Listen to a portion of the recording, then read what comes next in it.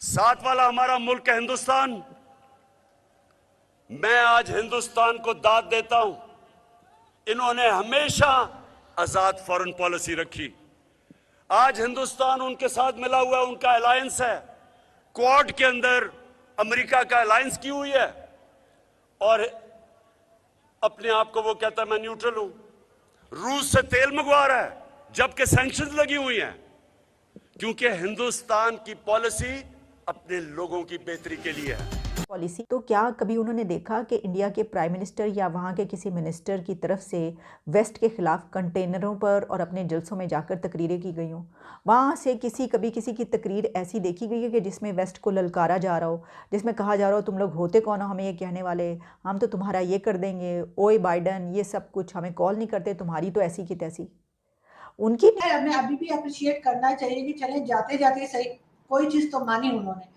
जय हिंद, स्वागत है आप सबका दी तथ्य न्यूज़ में। साथियों, पिछले एक हफ्ते 10 दिन में अगर हम देखें तो ऐसी कोई कोशिश नहीं होगी जो इमरान खान ने ना करी हो ताकि उसकी सत्ता बच सके।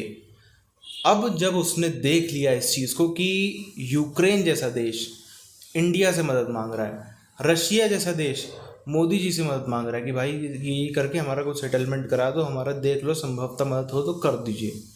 ये सब देख करके इमरान खान भी कूद गया कि भाई शायद इसी चक्कर में, क्योंकि इमरान खान को कहीं ना कहीं पता तो होगा कि इंडिया में बहुत फैन फॉलोइंग है, इंडिया में बहुत ऐसे लोग हैं जो चाहते हैं कि इमरान खान ही प्रधानमंत्री बनकर रहे। उसने इंडिया की कल जो है वो फॉरेन पॉलिसी की तारीफ कर डाली और उसको पता था कि उसकी पब्लिक कैसे रिएक्ट करेगी। वो जानते हुए भी उसने जो है वो आउट ऑफ द वे जाके लाइन से हट के उसने इंडिया की तारीफ कर डाली। उसके बाद कैसी तहलका मचा, क्या हुआ है, पूरी चीज़ की उधर हम चलते हैं। आप चैनल को सब्सक्राइब करके बेल आइकन दबा लें। को बार बार कहा, अमन में हम आपके साथ हैं, जंग में आपके साथ नहीं है। मेरे मुल्क की फॉरेन पॉलिसी मेरे लोगों की बेहतरी में हो। यूनियन के एम्बेसडर्स ने प्रोटोकॉल तोड़ते हुए किसी एम्बेसडर को यह हक नहीं पहुंचता कि मुल्क की फॉरेन पॉलिसी पे पब्लिक में बात करे, किसी को नहीं पहुंचता। उन एम्बेसडर्स ने प्रोटोकॉल के खिलाफ पाकिस्तान को खान के स्टेटमेंट के बाद आपने बनाई है और उसमें आपने ये दावा किया है कि मुझे लगता है कि इमरान खान मेरी वीडियो देखने लगे। तो मैंने सोचा, मैंने कहा चीमा साहब मेरा नाम भी ले सकते थे, किसी और का भी नाम नहीं। आपने सबसे पहले अपना, वो जो हम कहते हैं ना उल्लू सीधा करना, सबसे पहले आपने अपना नाम लिया कि लगता है खान साहब मेरी वीडियो देखने लगे। फिर वही डी चौक से डी चौक जाने वाले, तो अब दोबारा इसी किस्म की बातें कर रहे हैं। लेकिन खैर हमें अभी भी अप्रिशिएट करना चाहिए कि चले जाते जाते सही कोई चीज तो मानी उन्होंने, वरना तो हमेशा से एक हम लोगों ने अपनी आदत बना ली है, हम सभी ने, मैं कहूँगी पाकिस्तानी है जो मेजोरिटी, कि हमने जो है वो भारत के साथ मुकाबले करने हैं और उसके बाद उसको बुरा भला कहना है। क्योंकि अगर हम उनसे कोई बेहतर चीज सीख लें या हम बांग्लादेश से सीख लें तो उससे हम अपने आप को ठीक कर सकते हैं। पाकिस्तान को ऐसा बनाया होता कि भारत को हम दिखा पाते कि देखें हमने अगर पाकिस्तान बनाया था तो आज पाकिस्तान कहाँ स्टैंड कर रहा है, किस लेवल पे हमने पहुंचा दिया। लेकिन अभी तक जो कुछ हमने किया है वो बहुत ही एक, जो हमारे कहना चाहिए जो पॉलिसी मेकर्स हैं, जो हमारे जितने जितने सब तो नहीं लेकिन काफी हद तक जितने पॉलिटिशियंस आए, जितनी गवर्नमेंट्स आई, उन्होंने सिर्फ अपना सोचा, ना लोगों का सोचा, ना कंट्री का सोचा कि जी हम तो चले जाएंगे। और उसके बाद कहा यही जाता है कि लोगों के पास बहुत पैसा है, 7 नस्लें खा सकती हैं। कहा था कि इंसान वक्त पड़ने पर, ज़रूरत पड़ने पर गधे को भी बाप बना सकता है, गधे को बाप बना लेता है। लेकिन हमने आज तक ये नहीं सुना था कि इंसान वक्त पड़ने पर, ज़रूरत पड़ने पर गधों का बाप बन सकता है, यानी ख़ुद भी गधों का बाप बन सकता है या ख़ुद भी किसी का भी बाप बन सकता है। ये हमें पता उस वक्त चला जबकि प्राइम मिनिस्टर इमरान खान साहब ने ये कहा अपने उन तमाम मेंबर्स को कि जो उनसे रूठ के जा चुके हैं और जिनके तरीके से ना, जैसे कोई प्रीचर, कोई मौलवी, कोई इस तरह का मुल्ला या कोई ऐसा होता है कि जो ये कहता है लोगों को कि मेरी तरफ आ जाओ, मेरे पास आओ, मैं तुम्हारे गुनाह धो दूँगा, तुम्हारे गुनाह धुल जाएंगे मेरे पास आने से। तो कुछ ऐसे ही नज़र आ रहा था।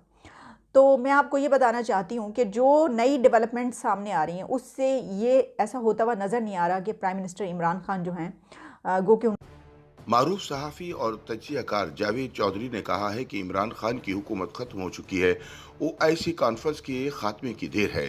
खान के इक़्तिदार का सूरज भी गुरूब हो जाएगा। उनका कहना है कि पार्टी के कुछ सीनियर लोग इमरान खान को माइनस करके पीटीआई की हुकूमत बरकरार रखना चाहते हैं और इस फार्मूले के तहत पिंडी और इस्लामाबाद के चक्कर लगा रहे हैं, लेकिन सरदस्त ये होता हुआ नजर नहीं आ रहा।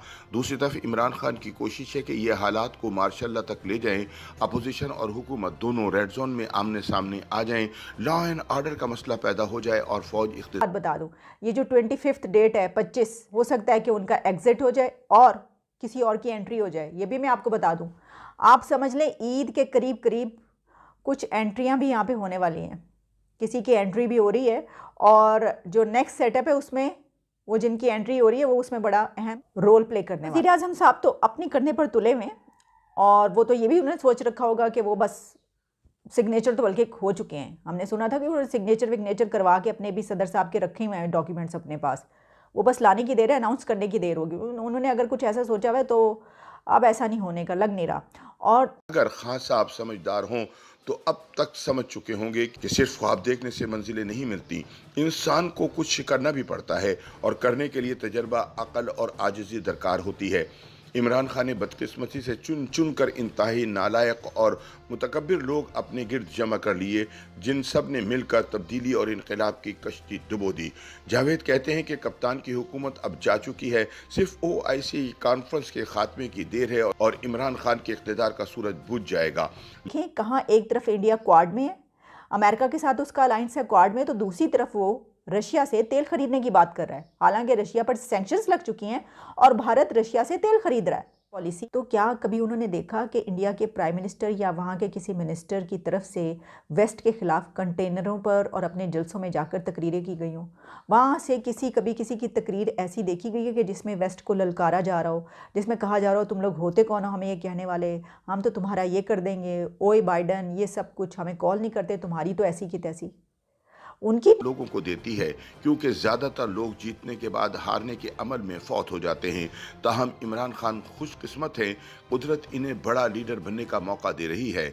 जावेद चौधरी कहते हैं कि इमरान खान मुसलसल कोशिश के बाद इलेक्शन जीते, हुकूमत बनाई और फिर अपनी गलतियों की वजह से ये मौका ज़ाया कर दिया, लेकिन कुदरत अब भी इनसे मायूस नहीं, वो इन्हें बाइज्जत रुखसती का एक मौका दे रही है। अगर इमरान खान समझदार हों तो ये रूहानी ताकतों और मुवक्किलात का सहारा लेने की बजाय इस्तीफ़ा दे दें और फ्रांस के चार्ल्स डिगॉल की तरह चुपचाप बड़ी गाला में बैठ जाएं और मुस्लिम लीग नून और पीपल्स पार्टी के दस्तो गिरेबा होने का इंतजार करें। साथियों, कभी आपने सुना है कि किसी इंसान ने 25-30 साल मेहनत करी हो, अपने स्तर पे उसकी मेहनत करी हो जितनी वो कर सकता था, जितनी उसकी जमा पूंजी थी, जितना उसने बचाया था, जितनी उसकी सेविंग्स थी, जो हम कह सकते हैं उसने कमाया था, वो सब वो एक बार में उसमें आग लगा दे। इमरान खान ने बिल्कुल यही किया। इमरान खान ने इतने सालों में सिर्फ और सिर्फ, अगर उसको कोई चीज़ डिफ्रेंशिएट करती है पाकिस्तान के पॉलिटिक्स में, कोई चीज़ है जो उसको पाकिस्तान में सत्ता दिलाने में मदद करती, तो वो यही है कि भाई उसने जो है वो सबसे ये मतलब एंटी इंडिया बातें करी, उससे खुद का उस देश का नुकसान हुआ, सब हुआ। एंटी अमेरिका बातें करी, उससे भी उसका जितना नुकसान हुआ, उसकी इकोनॉमी का नुकसान हुआ, सब कुछ हुआ, वो अलग बात है। लेकिन फिर भी कम से कम जब पाकिस्तानी वोट डालने जाएगा तो कहीं ना कहीं उसके लिए इमरान खान की जमा पूंजी है कि इस बात पे हो सकता है उसको वोट पड़ जाए। उसको भी इमरान खान त्यागने के लिए तैयार हो गया।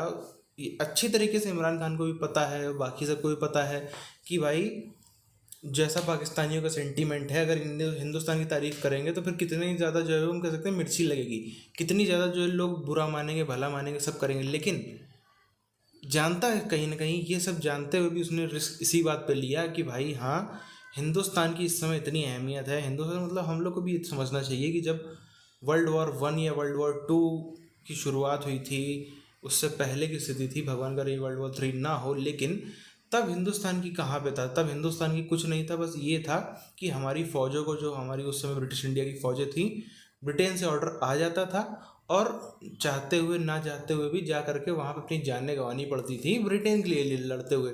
ब्रिटेन का झंडा उठा के ब्रिटेन के साम्राज्य बचा रहे, उसके लिए यहाँ के लोगों को अपनी जान देनी पड़ती थी। आज आप देखो, कोई ऐसा बहुत 200-400 साल भी नहीं हुए, मात्र 70-75 साल में भी इतना ज़्यादा हम देखें तो प्रोग्रेस है। इसको प्रोग्रेस को मानना चाहिए। लेकिन जिस तरीके से यूक्रेन मदद मांग रहा है, सिर्फ सब कर रहा है, रशिया मदद मांग रहा है, और जिस तरीके से अभी आप देखो OIC की मीटिंग, OIC अगर हम आज से 5-10 साल पीछे जाएं तो OIC को बहुत ही बड़ा कुछ माना जाता था, ऐसा लगता था कुछ बहुत ही दुनिया में बड़ा रेवोल्यूशन आ गया है, बहुत ही कुछ ये अच्छी ढंग की चीज़ है, बहुत ही यूनिटी है, बहुत एकता है, ऐसी सब चीज़ें।